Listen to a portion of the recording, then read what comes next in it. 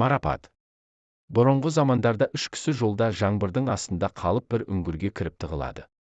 Сол сәтте үлкен бір тас құлап үңгірдің аузын жауып қалады. Іштерінен біреуі мынадай ұсыныс жасайды.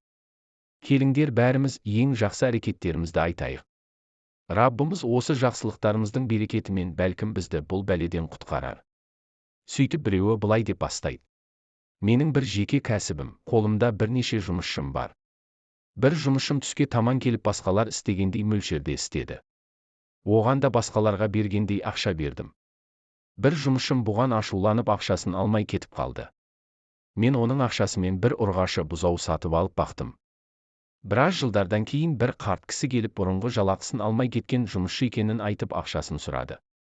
Мен де көбейген сиырлардың барлығын оған бердім. Я Раббым, мен бұл істі сенің разылығың үшін жасадым.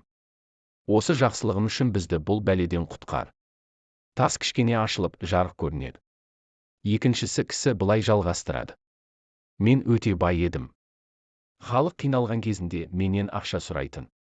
Бір күні бір әйел келіп ақша сұрады. Маған берілсең ғана беремін дедім. Ол көнбеді. Үшінші келгенінде көнгенімен қатты дірілдеп тұрды. Не үшін дірілдеп тұрсың деп едім, Аллахтан қорқып тұрмын деді. Сен бұл кедей халіңмен Аллахтан қорқып тұрсың.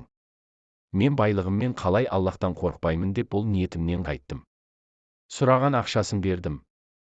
Я Раббым, мен бұл жаман істен сенің разылығың үшін тыйылдым. Бізді бұл бәледен құтқар. Тас тағы да ашылды. Үшіншісі былай айтып берді. Менің кәрі анам бар еді.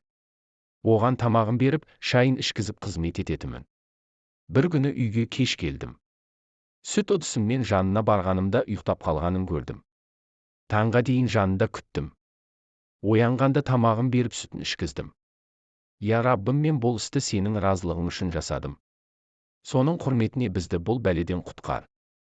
Осыдан кейін тас толығымен ашалып үшеуі де ол жерден құтылды.